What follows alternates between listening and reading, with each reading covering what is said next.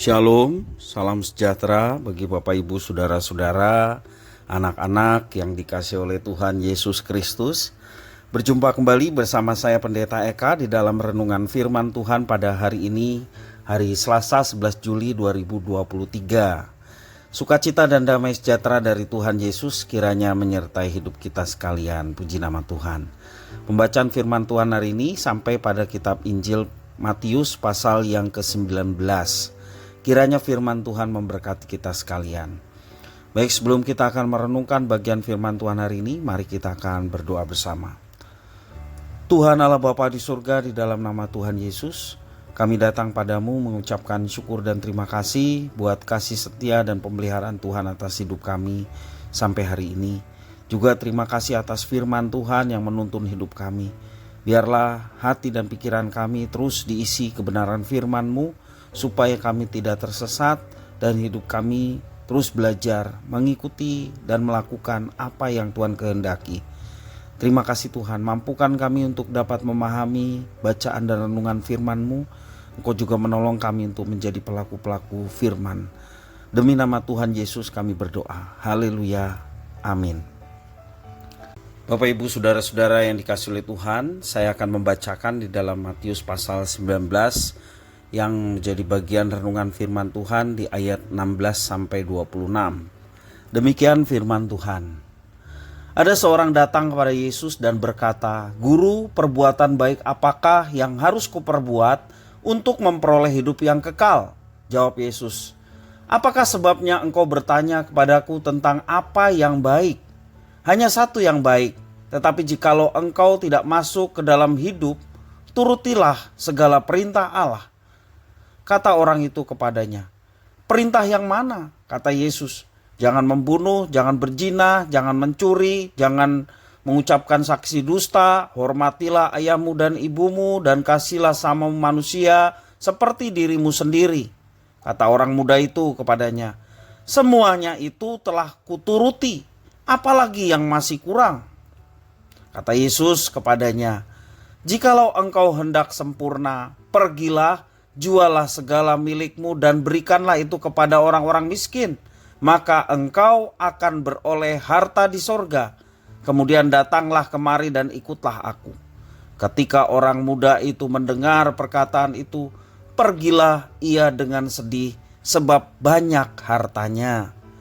Yesus berkata kepada murid-muridnya, "Aku berkata kepadamu, sesungguhnya sukar sekali bagi seorang kaya untuk masuk ke dalam kerajaan sorga. Sekali lagi aku berkata kepadamu, lebih mudah seekor unta masuk melalui lubang jarum daripada seorang kaya masuk ke dalam kerajaan Allah." Ketika murid-murid mendengar itu, sangat gemparlah mereka dan berkata, "Jika demikian, siapakah yang dapat diselamatkan?" Yesus memandang mereka dan berkata, "Bagi manusia hal ini tidak mungkin, tetapi bagi Allah segala sesuatu mungkin." Bapak Ibu Saudara-saudara yang dikasihi oleh Tuhan, kisah yang baru saja saya bacakan di dalam firman Tuhan, kita sering kali mendengarnya, ya. Menjadi perenungan bagi kita untuk senantiasa mengutamakan Kristus dibanding yang lain. Mengapa manusia mencintai uang? Uang dapat memberikan pelbagai kenyamanan di dalam hidup. Dengan uang manusia dapat membeli dan menikmati apa yang diinginkannya. Uang tidak lagi dilihat sebagai sarana untuk berbuat kebaikan, melainkan candu yang membuat orang mengumpulkan kekayaan sebanyak mungkin. Sudah gaji besar tetapi masih juga korupsi. Itulah yang sering kita lihat. Sehingga orang semakin hari semakin bertambah kaya karena keinginannya mengumpulkan harta sebanyak-banyaknya. Tidak diketahui dengan pasti apa motif orang kaya itu bertanya kepada Yesus dalam firman yang kita baca. Ia menyapa Yesus sebagai guru yang baik dengan harapan mendapat petunjuk soal kehidupan kekal. Selama ini orang tersebut beranggapan bahwa upaya manusia dalam menjalankan hukum Taurat dapat menjamin kehidupan yang kekal. ia tidak memahami bahwa hukum Taurat tidak menyelamatkan, hanya membuat seseorang menjadi pribadi yang lebih baik. Lagi pula kehidupan kekal tidak dapat dibeli dengan uang maupun juga perbuatan baik. Di dalam bagian lain, firman Tuhan juga mengajarkan tidak ada seorang pun yang dapat diselamatkan dengan melakukan hukum Taurat. Tetapi justru dengan hukum Taurat atau hukum-hukum Tuhan, manusia mengenal bahwa dirinya adalah orang berdosa. Dengan berterus terang, Yesus menawarkan solusi.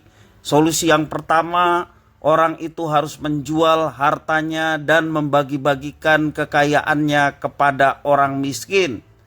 Yesus mengajar orang itu agar memiliki harta abadi daripada harta dunia. Kekayaan duniawi hanya memenjarakan hati seseorang berpijak di atas dua perahu. Dalam Lukas pasal 16 ayat 13.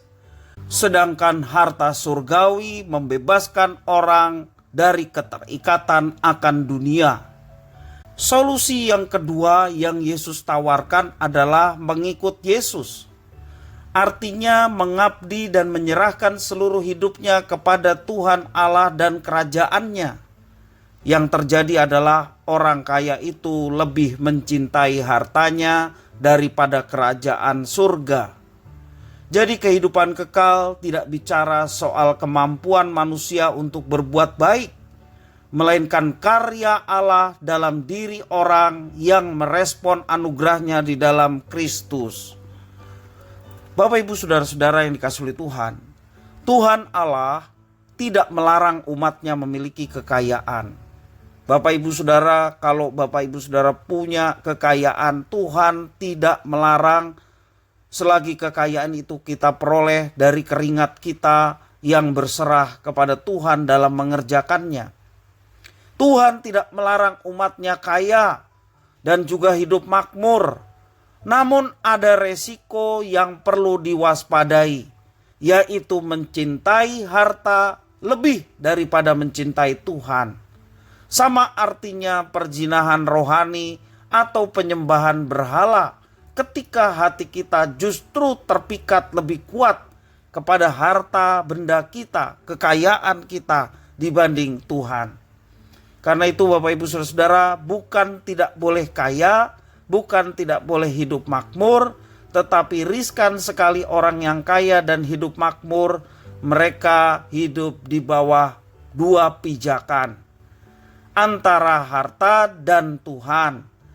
Kalaupun kita memiliki harta atau kekayaan, itu semuanya hakikatnya adalah milik Tuhan yang dipercayakan untuk kita kelola dengan penuh tanggung jawab. Kalau Tuhan mengatakan barang siapa setia dengan perkara kecil, kepadanya dipercayakan dengan perkara yang lebih besar. Banyak orang yang ketika dia kecil, penghasilannya kecil, tetapi dia setia kepada Tuhan, maka kepadanya dipercayakan dengan perkara yang lebih besar, termasuk berkat harta yang lebih besar. Dan orang yang demikian tetap bertanggung jawab atas harta yang diberikan, karena dia tahu harta kekayaan yang dimilikinya itu semua milik Tuhan yang dipercayakan untuk dia kelola dengan penuh tanggung jawab. Bapak Ibu Saudara-saudara, persoalannya adalah persoalan sikap hati. Bagaimana kita menyikapi harta kekayaan di hadapan Tuhan. Jangan itu menjadi prioritas di dalam hidup kita. Tetapi prioritas hidup kita adalah Tuhan. Maka kita kendalikan uang kita kendalikan harta kita untuk melayani Tuhan. Untuk melakukan kehendak-Nya dan memperluas kerajaan-Nya dengan apa yang dipercayakan kepada kita. Termasuk juga harta dan benda kita. Harta yang melimpah tidak akan menyelamatkan. Karena itu berdoalah kepada Tuhan untuk menerangi hati dan pikiran kita, agar kita memahami bahwa harta abadi yang sangat berharga adalah Kristus itu sendiri. Percayalah kepada Kristus, engkau mendapatkan harta yang sedemikian besar, lebih besar daripada apapun yang dibanggakan oleh manusia. Karena hidup kita dijamin penyertaan, sungguh Tuhan akan berikan kepada setiap orang yang memiliki Kristus dan hidup untuk Kristus. Kiranya firman Tuhan memberkati kita sekalian. Mari kita berdoa. Terima kasih Tuhan atas firman-Mu. Mampukan kami untuk melakukan firman Tuhan, sehingga hidup kami memuliakan Tuhan. Hati kami hanya berfokus pada Tuhan, bukan apapun termasuk harta benda ataupun kekayaan. Tetapi kami hanya berfokus pada Tuhan. Dan kami percaya segala sesuatu yang ada pada kami, besar ataupun kecil, itu semua anugerah Tuhan yang dipercayakan untuk kami kelola dengan penuh tanggung jawab. Terima kasih Tuhan atas firman-Mu. Mampukan kami untuk melaksanakannya. Demi nama Tuhan Yesus kami berdoa. Haleluya. Amin.